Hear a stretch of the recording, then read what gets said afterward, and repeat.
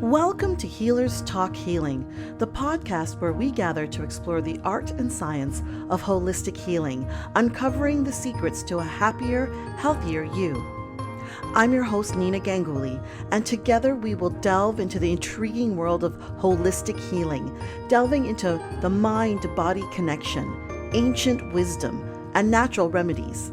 Get ready for enlightening stories, thought-provoking expert interviews, and practical tips that will empower you to unlock your true potential and embrace a vibrant, balanced life.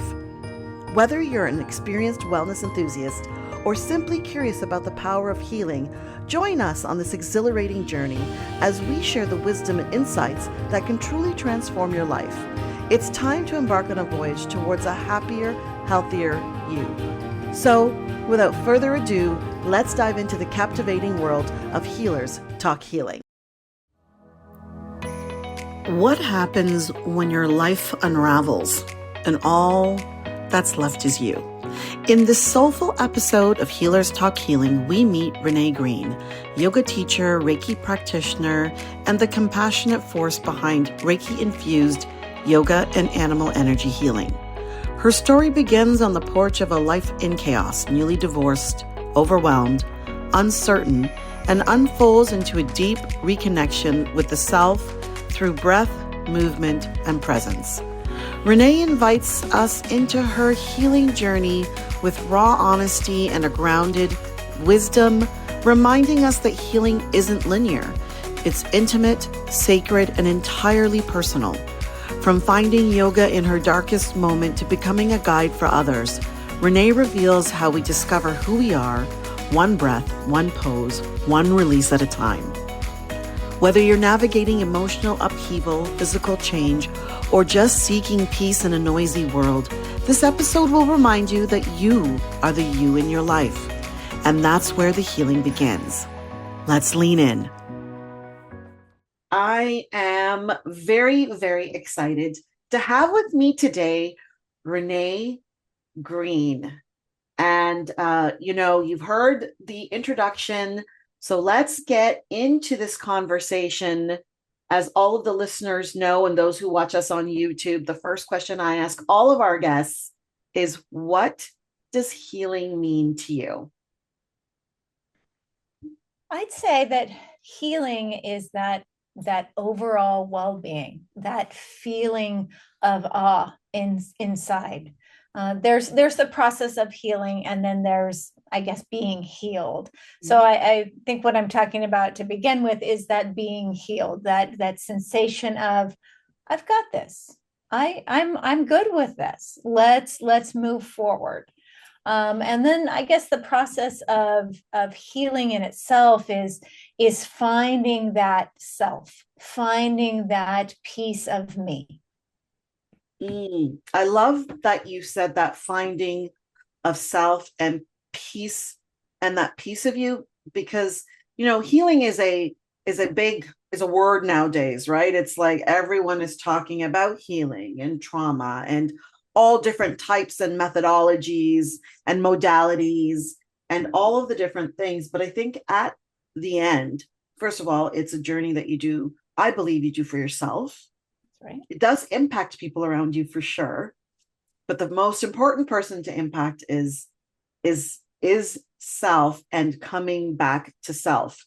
There's many, as I'm sure you are also surrounded by many healers. It's just, when you become a healer, you kind of, birds of a feather flock together. And it's a conversation I tend to have in my own circles as well, about healing, the journey, what it is for everybody, and what it means. And I think that the consensus is at the end coming back to the self that's there the whole time. But then, things happen, like parents and children and husbands and whatever, life happens. Yes, life happens. Absolutely.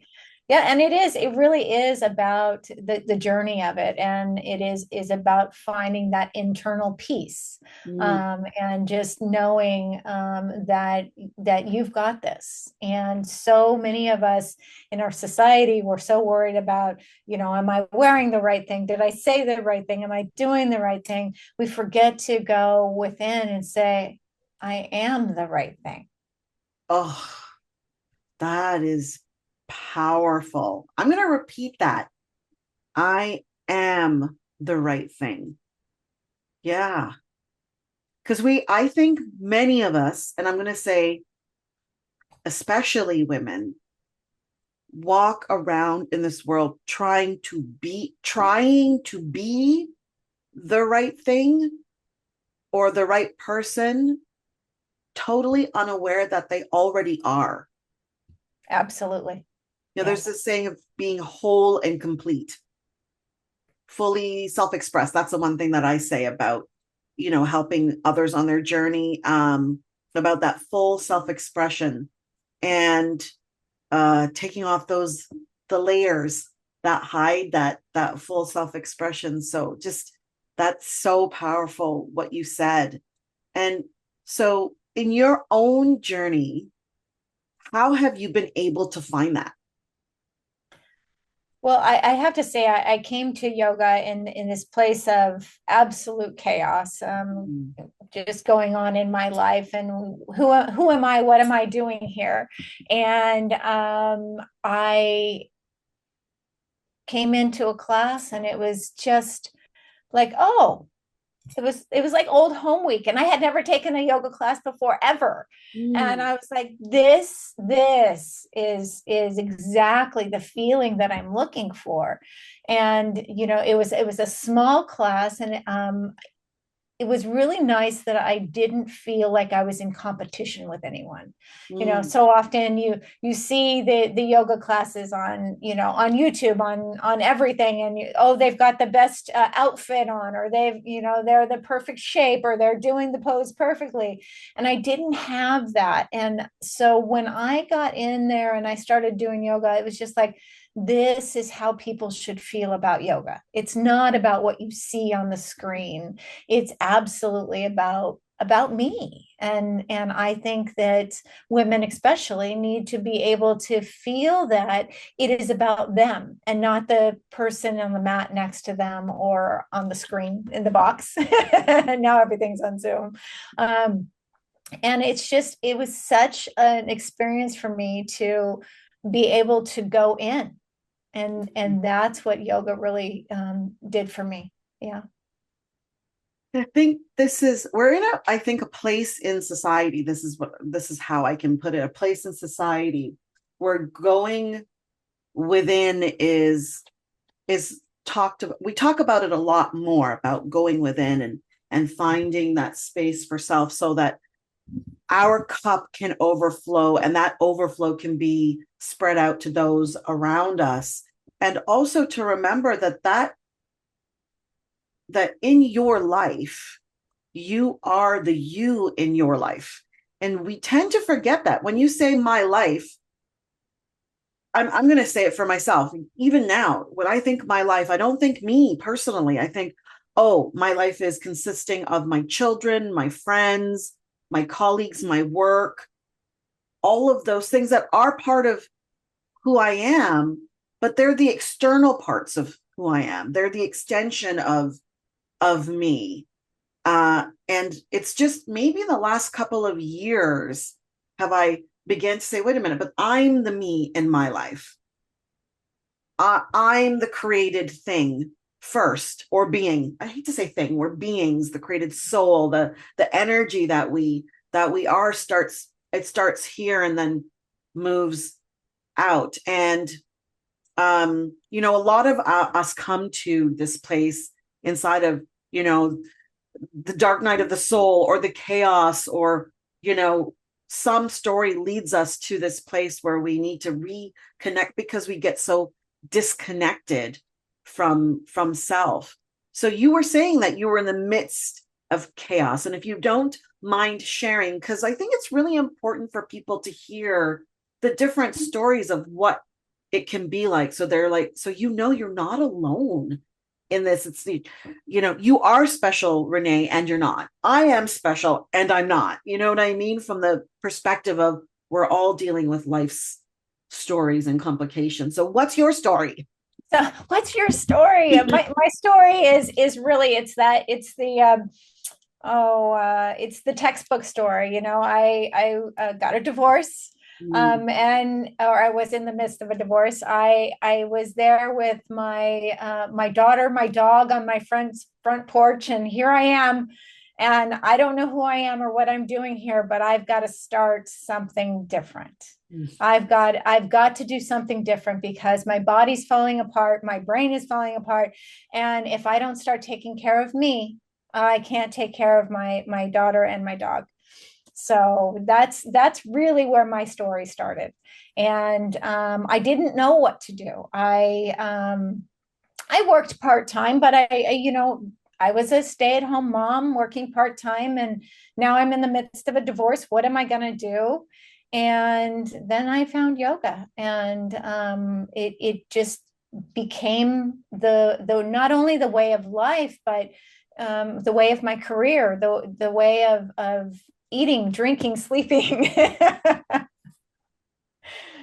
Oh, it is, you're right. It's like the story for me, same thing. There was something um big that happened. My father passed away, and I think I was about 37 at the time, and we had a very tumultuous relationship. And I did also was the same. I didn't know who I was in life without his commentary. Does that make sense? Yeah. His commentary on who I should be.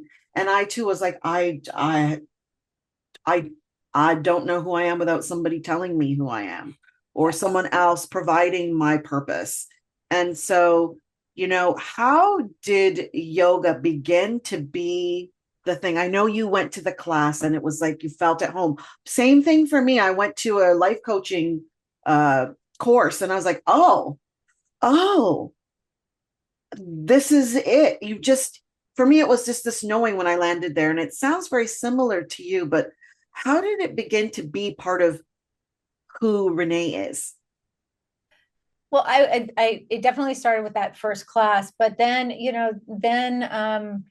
I was on a quest. I wanted to find the teacher. The this class that I had taken wasn't near me. I had gone, I think, I don't know, 200 miles away, and it just wasn't something that I could do on a sustainable basis go there.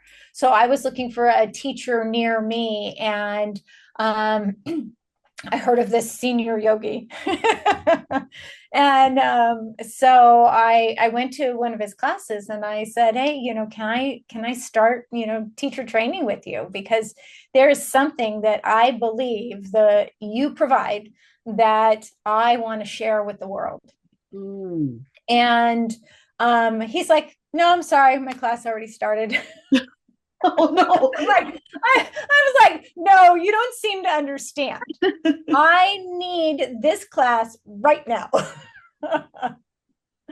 So after a few different conversations with him, he let me start the class, and let me, make up the work that I had missed. Mm. And I took it from there. And I still have classes with him, not on a regular basis anymore because I'm teaching my own, but I still go to his classes. And I really believe that taking that quiet space, for him taking that quiet time for me Mm. and letting me be me, because I had to truly show him that I wanted to share this with the world.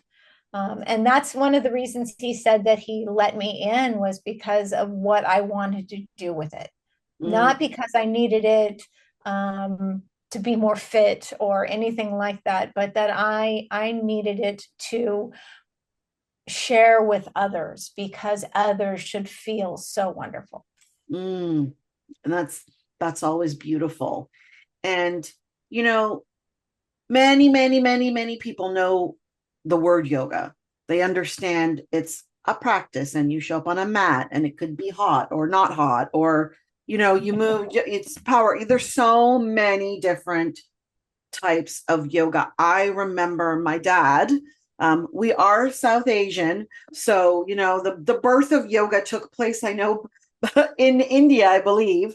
And he used to, when we used to exercise, the first thing he used to do, I didn't know what it was called. He didn't know what it was called, but he would always be doing full sun salutations. And he always said, this is the way you start working out. He called it yoga, not yoga. It was yoga. And he said, this is what we did when he was younger and he uh, used to lift weights. The first thing they did was a full yoga Yeah, practice, yeah. which was the sun salutation. And I didn't know at the time that's what he was doing. I just thought it was some weird push-up thing that he was doing. It didn't make any sense to me.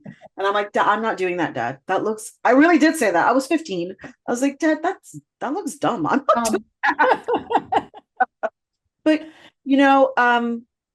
and I just didn't understand it. Now I do understand it because, well, I know a little bit more about yoga and the benefits of it. But you know, could you, for the listeners, give us maybe a brief little history on like yoga? Because I believe it was meant to be not just a practice where you move your body, but a full way of life.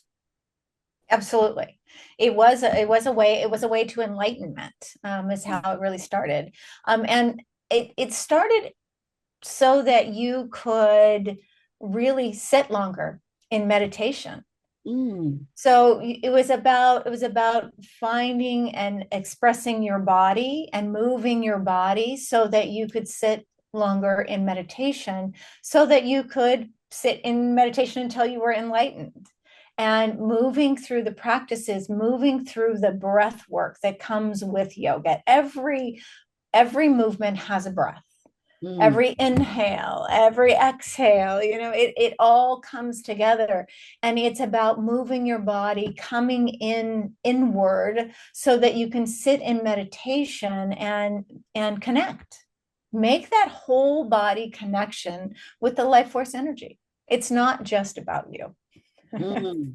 And I think that like it's not just about you, and it is just about you It at the is. same time, Yes. can coexist in the same place. Because I feel like sometimes in our society, I'm going to say in our society, we feel like the two can't coexist. Like you can't be about you and about others. And yet, I mean, I believe with every healer that I've spoken to, that's the kind of conundrum. That's what the practice is. The practice is having the space to be for self, understand self, and also for others. Like for me, being a life coach, well, I can learn and I can coach myself so far. So you can coach yourself so far, so you can't get out of your own mind. But the joy for me is when I get to be the space for someone else. And you know what I mean? Yeah, I do. But with that said, if you don't know yourself, if you're Mhm. not comfortable with yourself, you're not authentically being there for somebody else. 100%. It's like I discovered this. It's not new. I discovered many years ago. I'm like, wait a minute, unconditional love. Like, how does that exist? Like, you know what I mean? Like this conversation around unconditional love. If I'm consistently critiquing myself, saying, these things in my own head about self, um, and unable to have unconditional love for self, is it possible to have that for someone else, even your own child? And in that moment, that on that self-reflection, the truth was, for me anyways, the truth was no. Because there's Right. always this critiquing happening. We say we love unconditionally, but I don't think we know how to do that. I agree. I agree. Absolutely. We let ego lead Mm, instead of letting our hearts lead. And I think that is so important. Yeah, you can't love unconditionally if you don't unconditionally love yourself. And it's a hard place to be. We are human. We are human, whether we like it or not.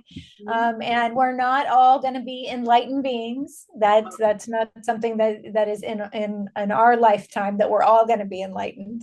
But it's a great place to strive for. It's a great place to grow toward. And how does the work that you do and the modalities that you have, because you just don't do yoga, you're also you do Reiki, and you do, and can't forget that you do Reiki with animals, but we're going to get back to that in a second, because I find that so amazing, because I have a dog and I'm like, how would I do that for my dog? So we'll get back to that. Dun, dun, dun. So keep listening. how do we how do we blend all of those practices, the yoga and the Reiki and all of that, to come to a place as much as we can for that unconditional love for self and outwardly as well?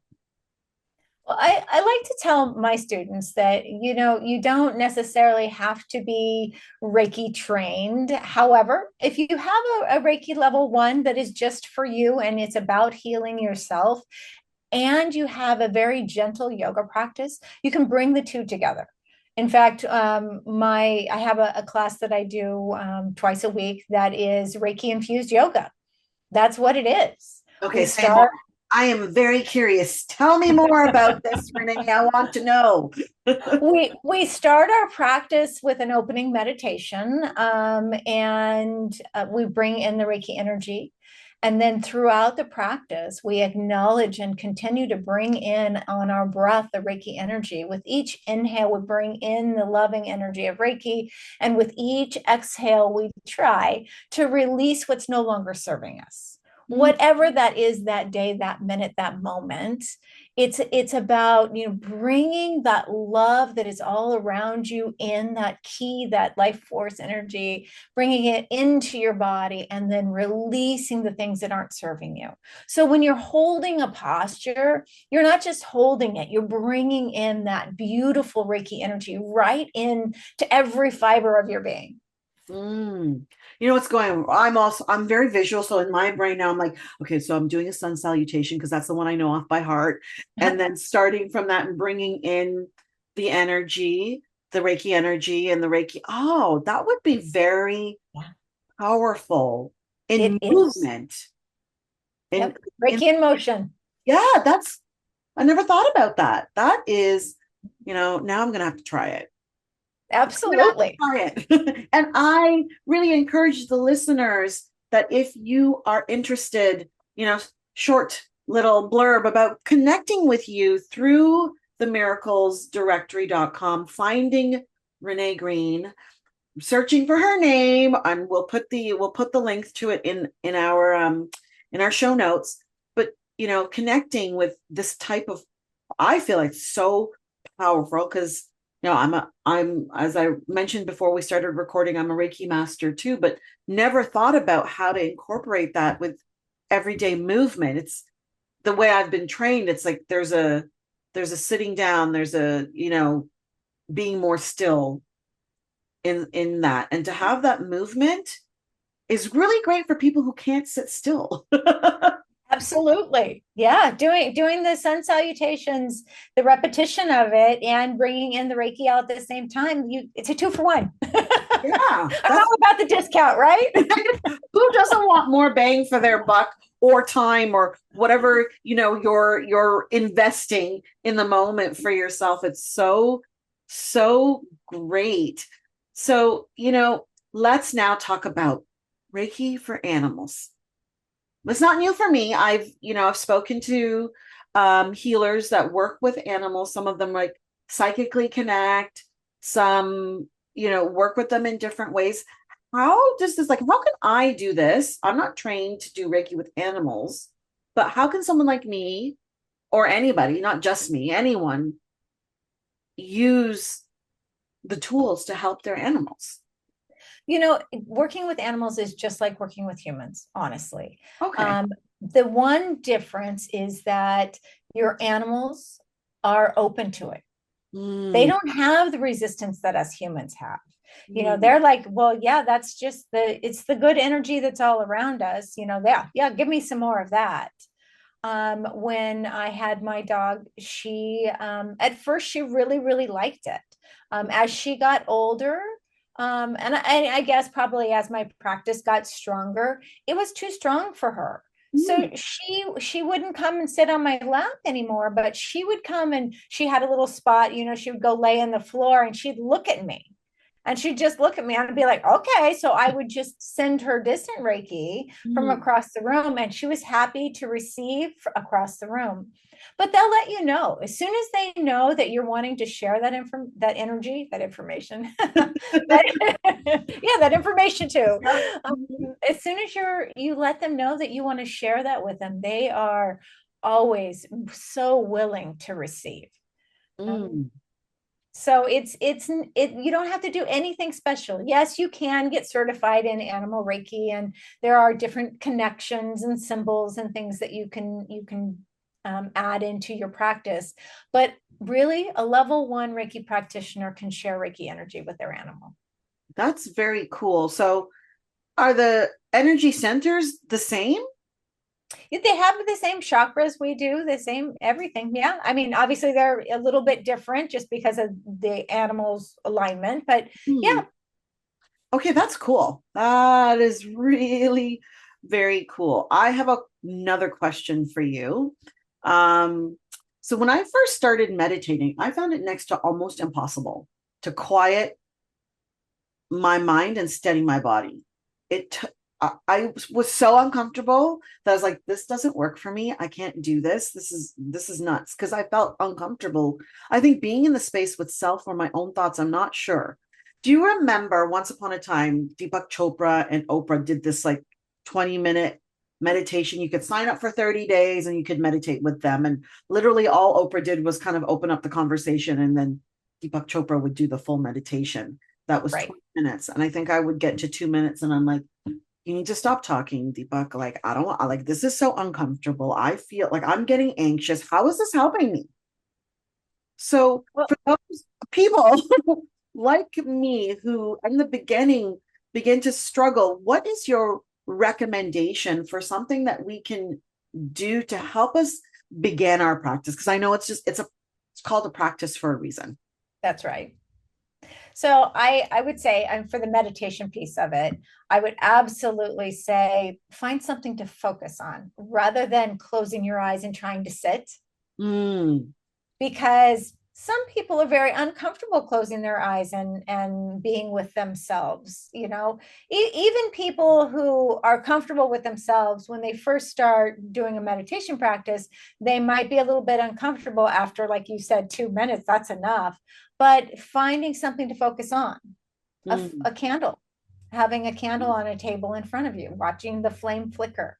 Set yourself a timer for 3 minutes and watch the candle flicker. And then the next, maybe a couple of days later, you increase it to maybe 4 or 5 minutes. And you finding that focus, that moment of pause. And then when you're comfortable at that 5 minute, then maybe you start bringing in some breath. Have your candle and your breath. So when I say breath, I like to use the 4-4-8 method. You don't have to, but it's you inhale for 4, you hold your breath for 4, and then you exhale out for 8. And then you inhale for 4, you hold for 4, and you exhale out for 8. And you just do that. And before you know it, your 5 minutes is up. And you're like, oh, well, that was so easy. I can go a little bit longer. And mm. so you kind of find that pattern, that rhythm. And then maybe one day you don't light the candle. You're busy and you've got 5 minutes, but you don't want to go and get the candle and set everything up. You're just going to sit down and be. So maybe you look at the spot on the wall, or maybe you've tried closing your eyes. But Mm. it is about taking those small little steps. And then once you're comfortable with all of that, moving with your breath, moving without looking at something specific, then maybe you go in a little deeper. Or maybe you don't. Maybe you just continue to look at that. You might begin to see, I don't know, Jesus, I don't know, in that It flame. happens. Yeah, It things does. it takes It does. So, it. and the answers may come to you while you're sitting there looking at that flame. And let's talk about this for a minute, because now let's go into the world of quote unquote woo woo, because I think what was surprising I was not a woo woo person. I was very logical, prove it to me, show me, and then I became an energy healer. So crazy, but that's just the way it works, I guess, the world. Yes.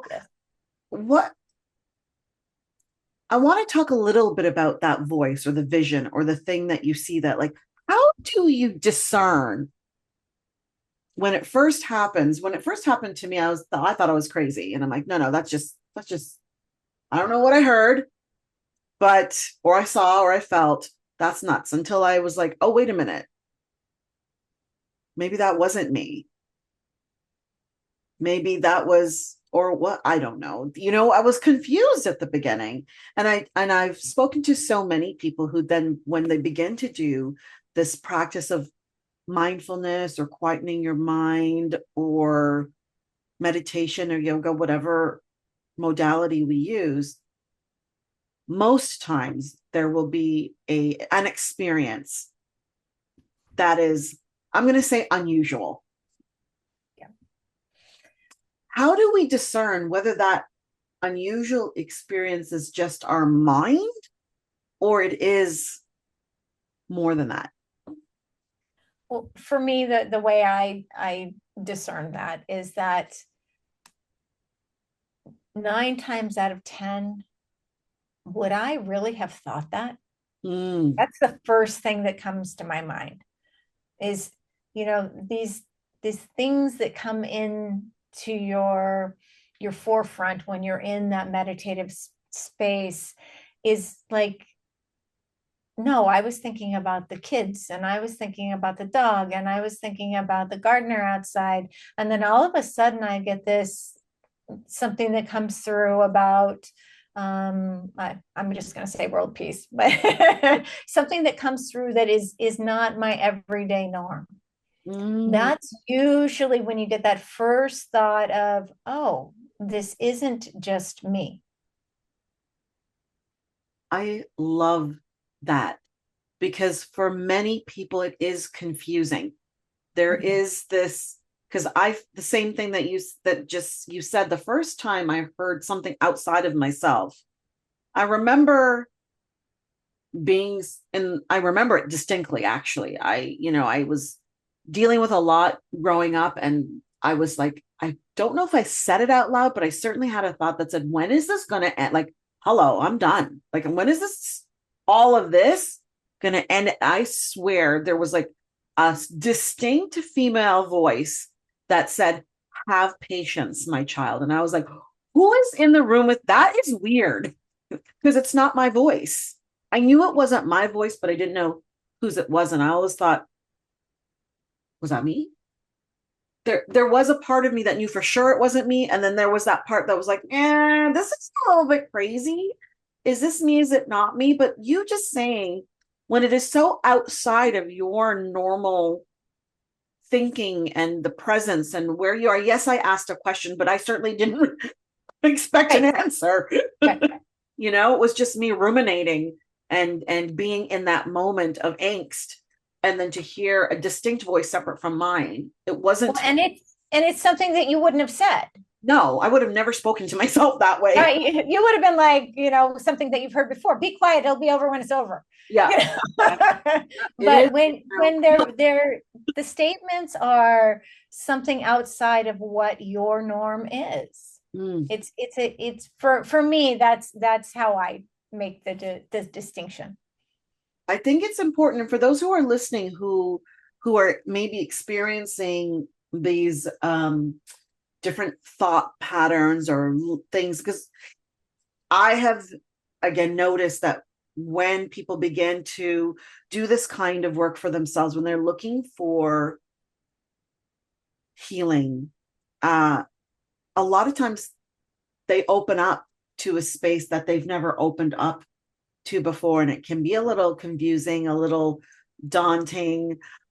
So for those who are listening, really understand that we all have these abilities to hear and connect to our higher source, whether you want to call that source God or the universe or source or whatever it is, that we all have the capabilities. And that when something, when your gut is telling you, oh, that's just not me, that's something a little outside of myself, first of all, there's no need to be afraid.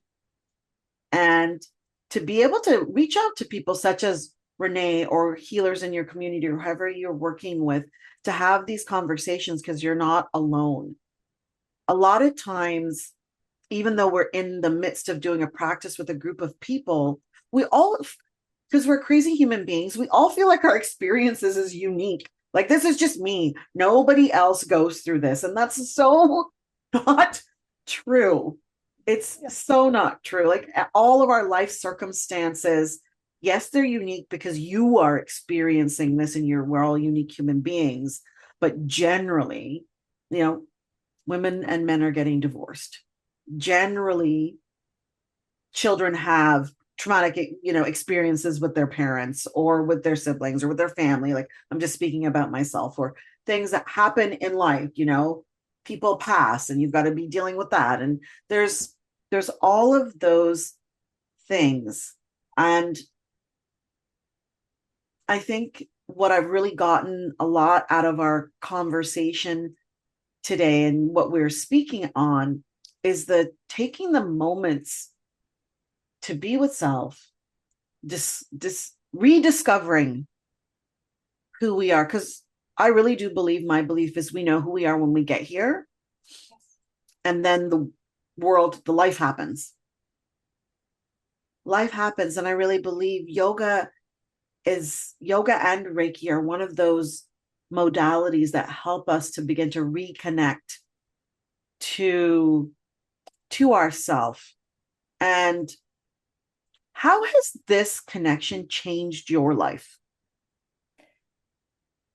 I'd say for me, it would absolutely be the fact that, like I said, in the beginning, I was kind of at that place. I was in mental chaos, but I was also in physical chaos. I was starting to change. My body was starting to change. Things were starting to happen. And I was like, what in the world is going on here? This is not me, and by bringing the Reiki into my yoga practice, it was made it so that I could ease into my practice. Maybe I couldn't go as low as the person next to me or whatever. I couldn't reach as high or stand as steady. But when I brought that Reiki energy into my practice, it really made it so that I could be comfortable where I am in my body and know that it will do what it needs to do in the time frame that is appropriate for it. So it sounds like there was also a bit of letting go of outcomes. Absolutely. Reiki, I'm sorry, Reiki and yoga, they are about the journey. It is certainly not a quick fix. There's no doubt about it, but it's about easing into, and you don't usually just like the person you meet. You have to get to know them, be with them a little bit. Well, the same thing goes for you. You have to get to know your physical being as well as your emotional and mental being.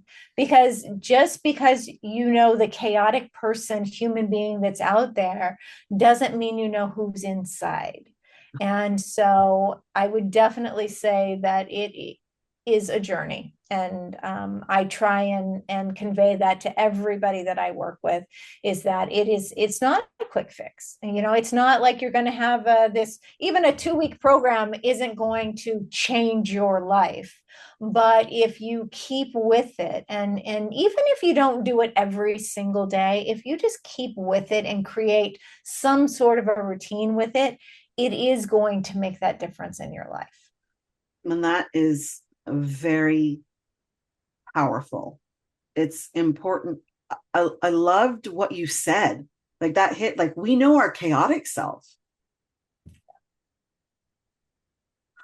but I don't even know, like I'm a little speechless because like it's sinking in. It's like, yeah, we know how we are on the outside, but we don't really know how we are on the inside. And that is a journey. And oh my Lord, yes, there's nothing in life that's a quick fix.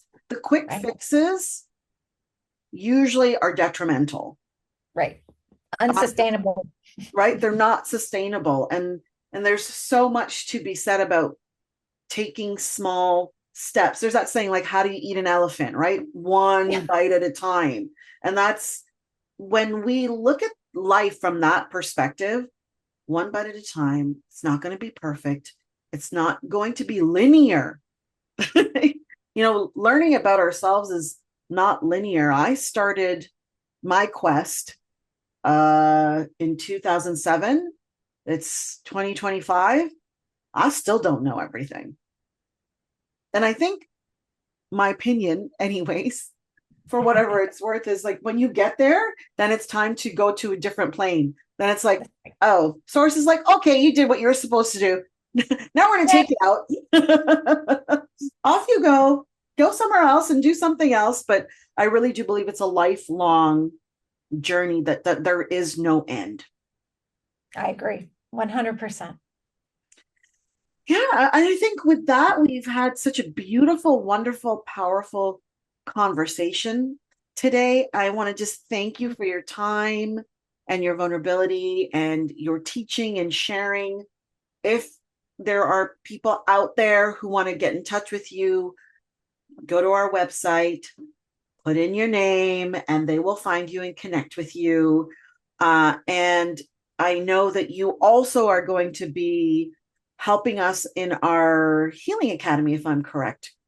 That is correct. Yes, so you will be. So we are launching, I've spoken about this before, we're launching a Healers Academy for general public, for those who are interested in knowing more about the different healing modalities. And we're so blessed to have Renee. I think, Renee, you're going to be working on the Reiki training, correct? The yoga training. Yoga training. Okay. Sorry, forgive me. The yoga training. That's okay. That is awesome. They go hand in hand in my book, so it's all good. I think I'm gonna see how that, I can incorporate that into my daily practice as well, because I never thought about it. And it's so funny because we think we know stuff and then we just don't know anything, which is great, right? So once again, thank you so much. And we look forward to seeing you again in the Healers Academy. And thank you. Bye for now. Beautiful. Thank you, Nina. It was such a pleasure to be able to spend this time with you. And you are welcome to drop into my yoga class anytime. Yay! Okay, everybody else, same thing. Drop into a yoga class. Let's do this. Okay. Bye for now. Thank you for joining us today on Healers Talk Healing. We hope you've been inspired and empowered on your holistic healing journey. If you've enjoyed today's episode and want to continue learning and growing with us, don't forget to subscribe, follow, rate, and review our podcast. Your feedback and support mean the world to us. Remember, healing is a lifelong journey, and you have the power to transform your life in profound ways. Stay curious, keep exploring, and never stop believing in your own capacity for healing.